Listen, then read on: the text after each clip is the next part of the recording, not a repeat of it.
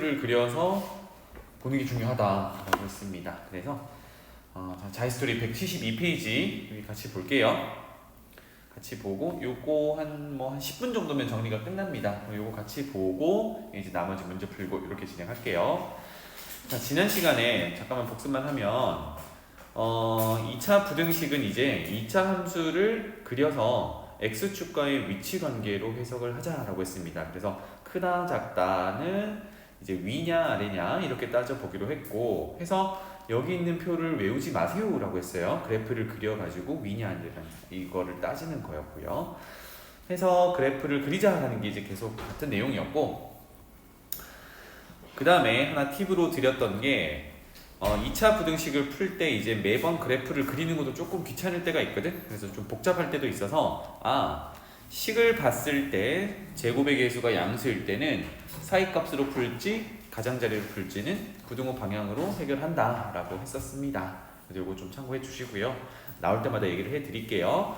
자, 그래서 오늘은 마지막 남은 여기 마지막 2차 방정식의 실근의 조건과 아래쪽에 보면 근의 분리라는 유형이 있는데 요거들도 우리가 그래프를 그려서 해결을 한번 해보겠습니다.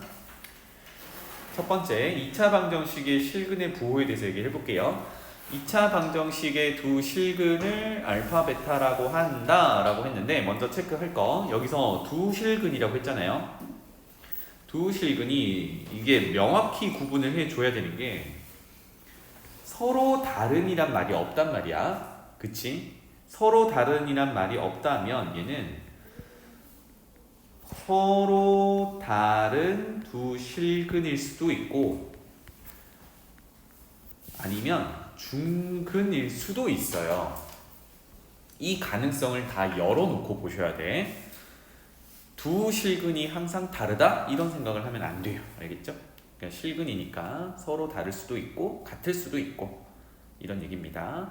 그래서 알파 베타라고 했지만 알파 베타가 같은 값일 수 있어요. 그래서 그때의 판별식이다 라고 이제 갈 텐데, 우리가 앞서서 계속 하던 얘기가 뭐냐면 방정식도 2차 함수와 x축과의 교점으로 보자라고 했어요. 그래서 왼쪽에 있는 이 녀석을 y는 2차 함수 이렇게 볼 거고요.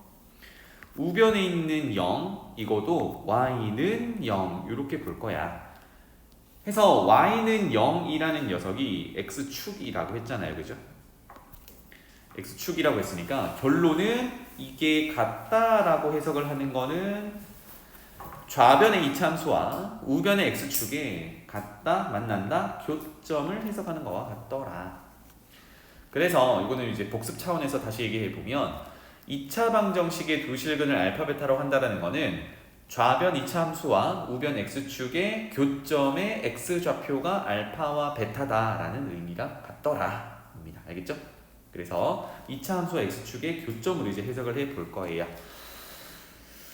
돌아가 볼게요. 그래서 첫 번째 두 근이 모두 양수, 이제 근의 조건들을 볼 건데, 마침 두 근이, 여기서 말하는 두 근은 서로 다른 두 실근일 수도 있고 중근일 수도 있어요. 그래서 x축과 서로 다른 두 군데서 만날 수도 있고 x축과 한 군데서 접할 수도 있어요.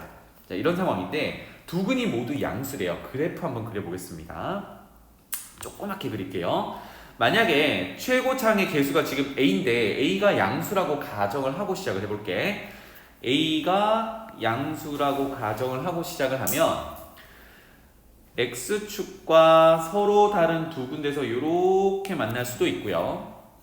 두 실근이라고 했으니까 그러면 서로 다른 두 실근이 되겠지 이때는. 그럼 여기는 알파, 여기는 베타인 상황일 수도 있고 아니면 중근일 수도 있어요. 그래서 이렇게 x축과 접하게 여기가 알파와 베타가 같은 중근일 때도 있겠다. 지금 동그라미 1번 하고 있어요.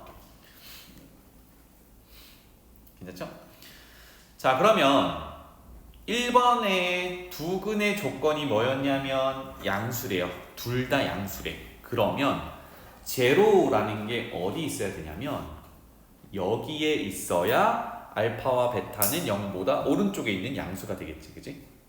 우리 그래프 그려서 해결을 계속 할 거예요. 두 번째 그림도 마찬가지. 지금 알파와 베타가 같은 이제 중근을 갖는 상황인데 둘 다 양수여야 하니까, 즉 알파가 양수여야 되니까 0이 왼쪽에 있어야 되겠다. 이런 얘기입니다.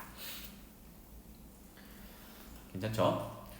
자, 그러면 이제 얘기를 해봅시다. 두 근이 모두 양수이려면 그래프 상황이 이렇게 그려져야 되니까 첫 번째 판별식 얘기를 해보죠. 판별식은 뭐였냐면 2차 방정식에서 판별식은 서로 다른 두 실근을 갖느냐, 중근을 갖느냐, 허근을 갖느냐 이거를 판단하는 거였어. 그러면 그래프상 또는 아까 얘기했듯이 서로 다른 두 실근, 중근 이 조건을 만족해야 되니까 판별식이 0보다 크거나 판별식이 0이다 이렇게 가야겠지, 그지? 그래서 첫 번째 판별식의 조건이 필요해요. 그게 0 이상이다. 왜 0 이상인지 알겠지? 오케이, 서로 다른 두 실근을 갖거나 중근을 가질 수 있기 때문에 0 이상이다 이렇게 갈 거고요. 그 다음에 두 번째, 세 번째가 2차 방정식의 근과 계수와의 관계를 얘기를 하고 있는 거야. 그러면 잘 봐, 두 근이 모두 양수라고 했으니까 알파도 양수, 베타도 양수, 중근을 가질 때 알파가 양수면 두 실근의 합은 양수 더하기 양수니까 당연히 양수겠지, 그지? 두 실근의 곱은 양수 곱하기 양수니까 당연히 또 양수겠지. 그 얘기를 하는 겁니다. 너무나도 당연하다, 그지? 그래서 첫 번째 두 근이 모두 양수라 함은 판별식은 0 이상이고요. 두 실근의 합, 근과 계수의 관계에 따라 합은 양수, 곱도 양수 이렇게 되겠지. 그래서 표현을 이렇게 해놓읍시다. 알파도 양수, 베타도 양수일 때는 더하면 양수. 알파도 양수, 베타도 양수니까 곱해도 양수. 이렇다는 의미야. 그래서 어떤 2차 방정식에서 두 실근이 양의 실근을 가져요 라고 하면 이렇게 조건들을 사용해 주면 되겠다. 알겠지?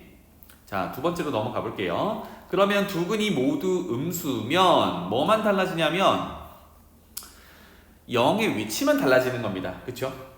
0의 위치만. 0이 지금 알파, 베타가 음수라고 한다 그러면 0의 위치가 베타 오른쪽으로 넘어가겠죠. 위치는 그렇고요.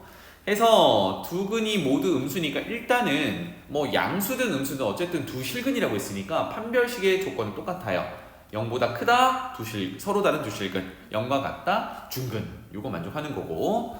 여기 밑에다가 메모를 하면 이제 알파, 베타가 둘 다 음수니까 음수 더하기 음수는 음수겠지, 그지? 맞나요? 음수 더하기 음수는 음수. 그 다음에 음수 곱하기 음수는 양수가 되겠다. 이 조건입니다. 오케이? 뭐 크게 무리가 없을 거고요. 자, 마지막 세 번째. 두 근이 서로 다른 부호래요. 그 말은 한 근이 양수면 한 근은 음수라는 얘기야. 한 근이 양수면 한 근은 음수다. 요것도 한번 그려볼게요. 만약에 최고차의 개수가 양수다라고 가정을 한다 그러면 아래로 볼록한 이차함수를 그릴 건데 생각해봐. 한 근이 양수고 한 근이 음수면 이미 뭐가 만족돼요? 서로 다른 두 실근이라는 게 만족이 되지. 양수 하나, 음수 하나가 있어야 되니까. 이해되나요? 그래서 아래로 볼록하고 서로 다른 두 실근이 존재하도록 그려져야 돼. 그래서 뭐 편의상 왼쪽에 있는 걸 알파, 오른쪽에 있는 걸 베타라고 한다 그러면 하나는 양수여야 되고 하나는 음수여야 되니까 양수, 음수를 쪼개는 기준인 0이 여기 사이에 이렇게 들어있어야 돼요. 이런 구조더라. 괜찮지? 그래서 돌아가 볼게요. 두 근이 서로 다른 부호인데 책에서 결론이 위에 두 개는 판별식도 쓰고 두 근의 합도 쓰고 두 근의 곱까지 봤는데 얘는 그냥 두 근의 곱만 이렇더래. 생각을 좀 해보죠. 일단 두 근의 합부터 얘기를 한번 해볼게요. 알파 더하기 베타의 부호를 판단할 수 있는지 한번 볼게. 그런데 두 개의 부호가 서로 다르다 그랬지, 그지? 그래서 예를 들어서 알파가 지금 왼쪽 그림처럼 음수고 베타가 양수라고 가정을 해보면 얘가 결과가 양수인지 음수인지 알 수 있니? 이 말은 알파의 절대값과 베타의 절대값의 크기 비교가 지금 안 되죠. 그냥 부호만 알고 있으니까 크기 비교가 안 되는 상황이니까 예를 들어서 베타의 절대값이 크면 결과는 양수가 될 거고 알파의 절대값이 크면 음수가 될 거잖아. 이거를 정할 수가 없는 상황이야. 그래서 이거는 몰라 이렇게 되는 거예요. 알겠죠? 그래서 어떤 문제에서 두 근이 부호가 서로 달라요 라고 하면 두 근의 합은 부호를 결정할 수 없다라는 얘기야. 그래서 지금 결과에서 빠져 있는 거고요. 괜찮지? 그 다음에 판별식은 왜 안 보는지를 볼게요. 판별식 한번 식을 적어보면 b제곱 빼기 4ac 이렇게 됐었잖아요. 그지? 2차 방정식의 판별식 괜찮나요? 위에 ax제곱 플러스 bx 플러스 c는 0의 판별식은 b제곱 빼기 4ac 이렇게 되는 거잖아요. 그치? 여기까지 됐죠? 자, 그런데 근과 계수와의 관계를 잠깐 따져보면 알파 더하기 베타는 마이너스 a분의 b인데 이거는 부호를 결정할 수 없다 그랬어요. 반면에 알파 곱하기 베타를 한번 볼게요. 여기 나와 있는 결론인데 둘이 부호가 서로 다르니까 왼쪽처럼 알파가 음수고 베타가 양수면 결과는 뭐 당연히 뭡니까? 음수겠죠. 부호가 서로 다른 주기를 곱했으니까. 그러면 알파 베타의 부호가 서로 바뀐다 하더라도 결론은 두 개를 곱하면 음수야. 그래서 두 근의 곱은 항상 음수라는 결과를 가져다 쓰는 거예요. 그렇다면 판별식은 왜 없는지를 보죠. 두 근의 곱을 근과 계수와의 관계에 따라 다시 한번 써보면 알파 곱하기 베타는 a분의 c 이렇게 되죠. 근데 그게 지금 음수라고 결론이 난 거야. 그러면 a분의 c가 음수라고 하면 a 곱하기 c도 사실은 음수죠. 맞죠? 뭐 나눗셈의 관계나 곱셈의 관계나 부호를 따질 때는 똑같이 돌아가니까 a 곱하기 c가 음수니까 판별식으로 되돌아가 보면요 a 곱하기 c가 음수기 때문에 거기에 마이너스 4의 c를 곱한 건 양수로 돌아서요. 그치? 그럼 여기다가 b제곱을 곱한 결과는 b제곱을 더한 결과는 무조건 양수겠지. 그래서 아까 처음에 시작할 때 서로 다른 부호를 가지는 실근을 갖는다라고 하면 이미 서로 다른 두 실근이라는 게 보장이 된다라는 얘기가 판별식을 써보니 얘는 무조건 양수인 결과가 나온다는 얘기야. 그래서 이거를 점검할 필요가 없다는 얘기지. 괜찮죠? 그래서 결론은 서로 부호가 서로 다른 실근이 존재한다라고 하면 최종적으로 두 근의 곱의 부호가 음수다. 이것만 점검하면 됩니다. 간단해졌죠? 자, 그 다음에 근의 분리라는 부분으로 봅시다. 근의 분리. 이거는 근의 분리라는 유형으로 따로 설명할 정도로 유형이 있을 정도로 좀 중요합니다. 복잡하기도 하고요. 차근차근 해결을 해볼 텐데 역시나 이거는 그래프 그려서 해결을 해볼 거예요. 자, 가봅시다. 2차 방정식의 최고차항의 개수 a를 양수라고 가정을 하고 그것의 판별식을 d라고 하고 그 다음에 좌변에 있는 걸 fx 함수라고 하고 우리 지금까지 계속 해오던 거네요. 그죠? 우변은 그러면 x축이라고 하면 되겠죠. 는 0에서 y는 0이라는 x축. 괜찮죠? 그래서 첫 번째 두 근이 모두 p보다 크다. 결과를 보기 전에 그래프를 한번 그려볼게요. 두 근이 모두 p보다 크다. 여기서 말하는 두 근은 위에서 얘기했듯이 서로 다른 두 실근일 수도 있고 중근일 수도 있어요. 그래서 두 가지를 다 그려볼게요.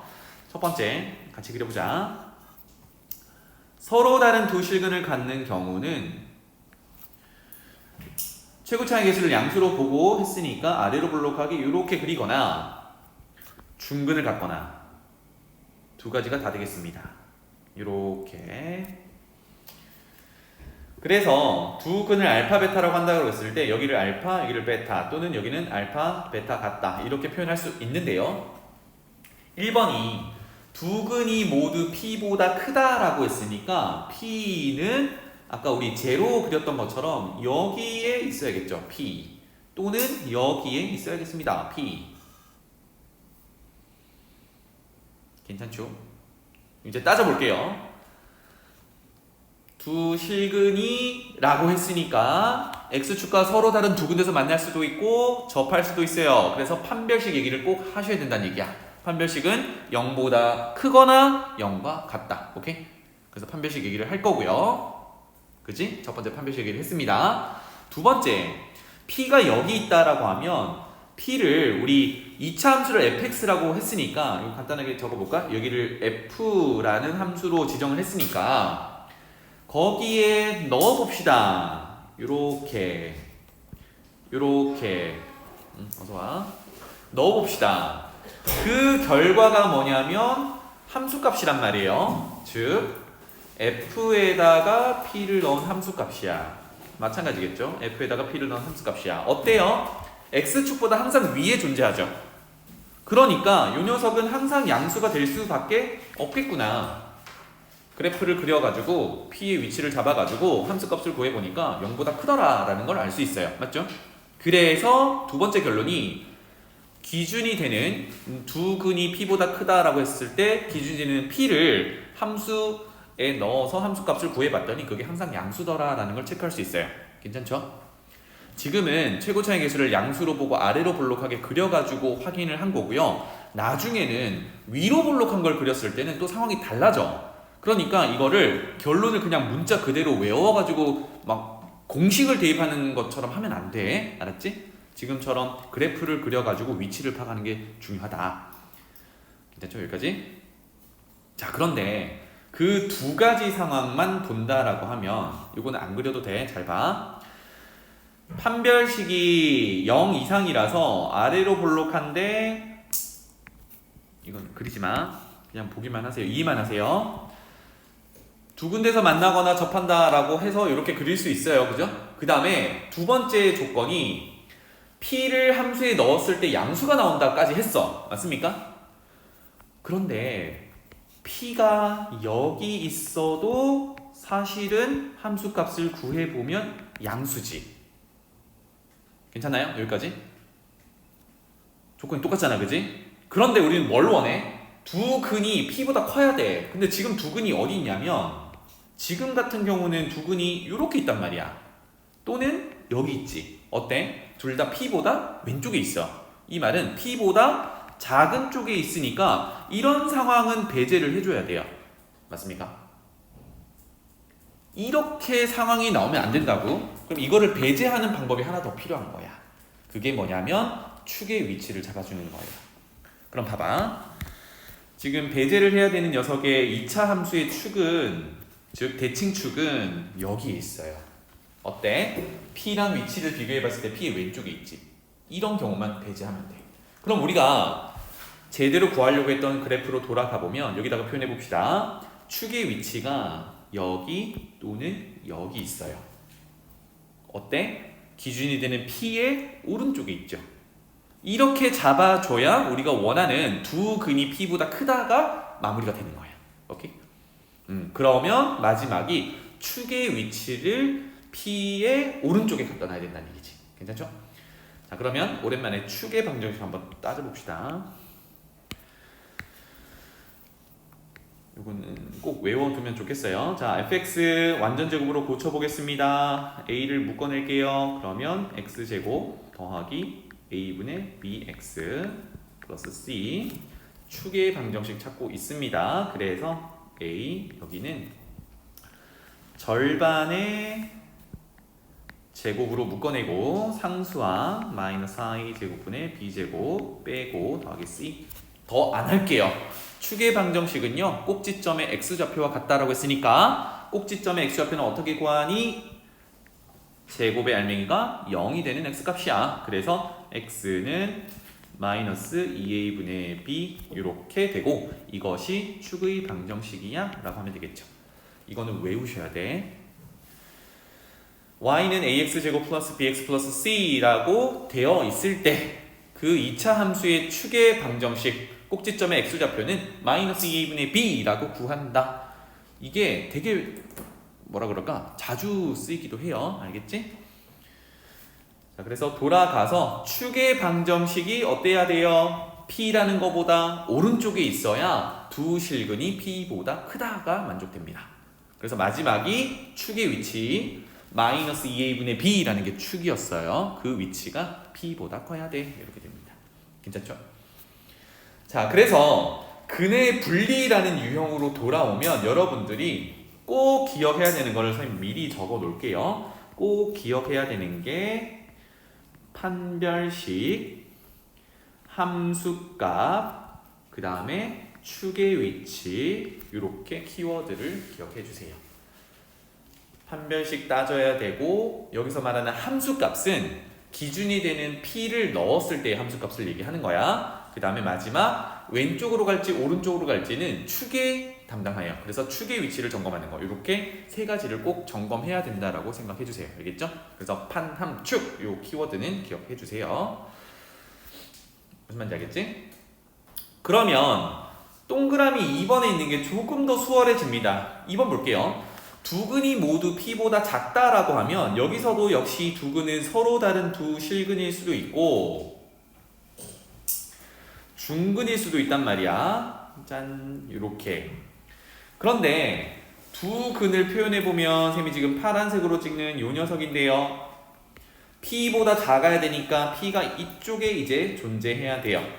자, 여기까지 하면 봐봐. 서로 다른 두 실근, 중근, 그러면 판별식이 0 이상 되겠죠, 그죠?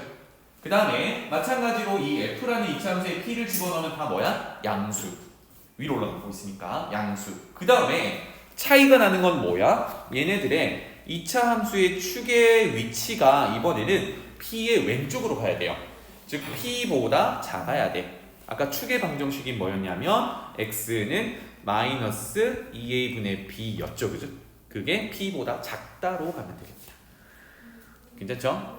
그래서 이번에 두 근이 모두 P보다 작다라고 나와 있으면 점검해야 되는 게 역시나 판별식, 함수값, 축의 위치야. 판, 함, 축 이렇게 되겠습니다. 오케이?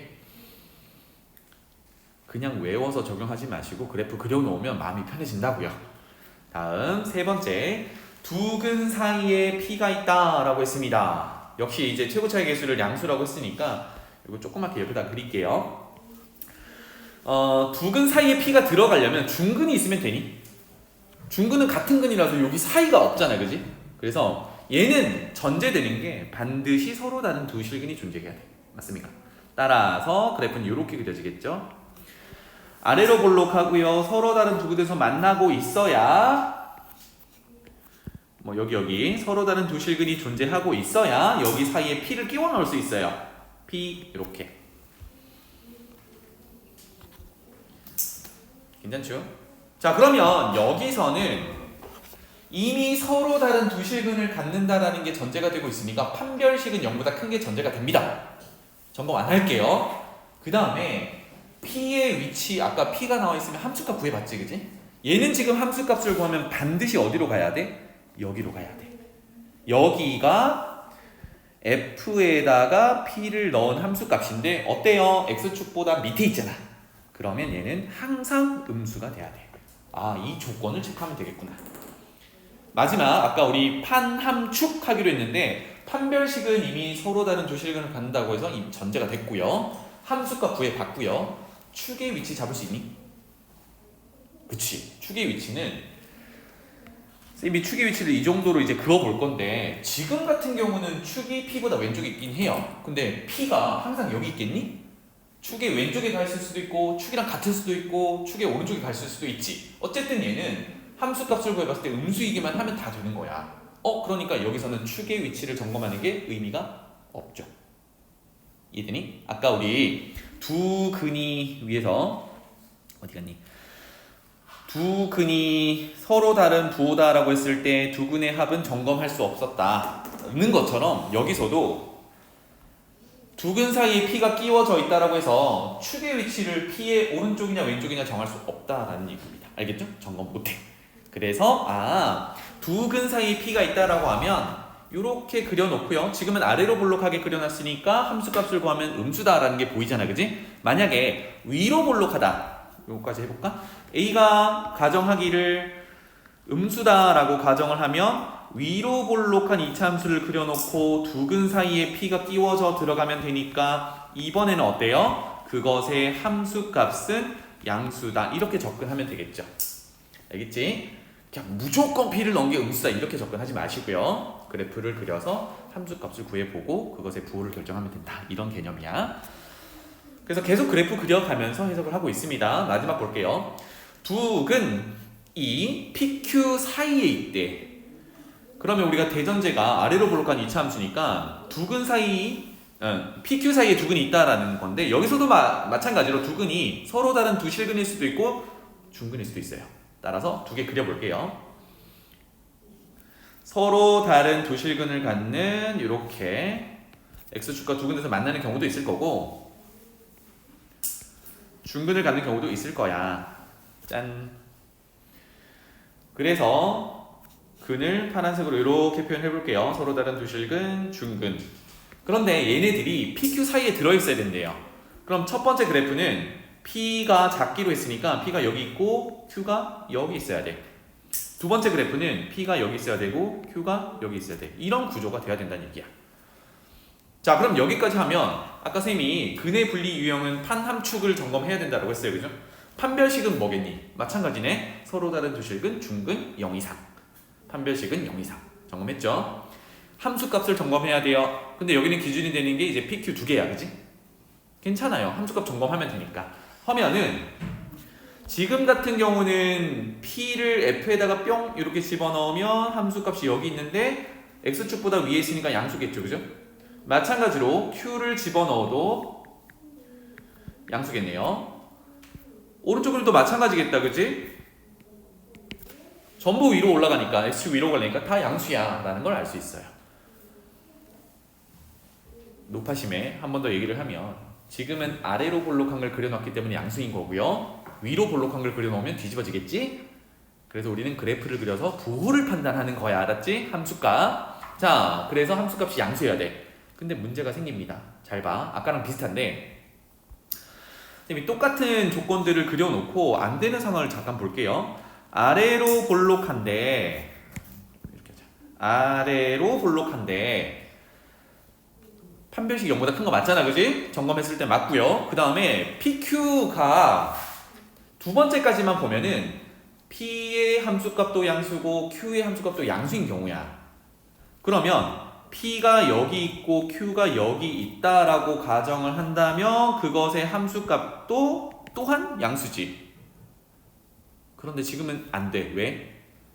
두 근이 PQ 사이에 들어있는 상황이 아니거든. 이런 경우를 배제를 해야 돼요. 그럼 아까 근의 위치가 어디 사이에 끼워져 있다 아니면 어디 오른쪽에 있어야 돼 왼쪽에 있어야 돼 이 위치를 잡는 게 최종적으로 누구였어? 축이었지. 아, 여기서도 축의 위치를 점검을 해야 되는구나. 그래서 얘를 배제하려면 얘 축봐봐 여기 있거든. 그럼 축이 어디 끼워져 있으면 돼요? PQ 사이에 끼워져 있으면 되지. 그래서 오른쪽 그림으로 돌아가서 역시나 축의 위치를 잡아주면 된다. 괜찮죠? 그러면 축의 위치는 아까 축의 방정식이 마이너스 2a분의 b였으니까 이 녀석이 P와 Q 사이에 끼워져 있으면 최종적으로 이 조건을 모두 만족하는 게 되겠다. 그래서 두 근이 어떤 두 숫자 사이에 끼워져 있다라고 한다 그러면 역시나 판, 함, 축 이렇게 해석을 합니다. 오케이? 그래서 개념 정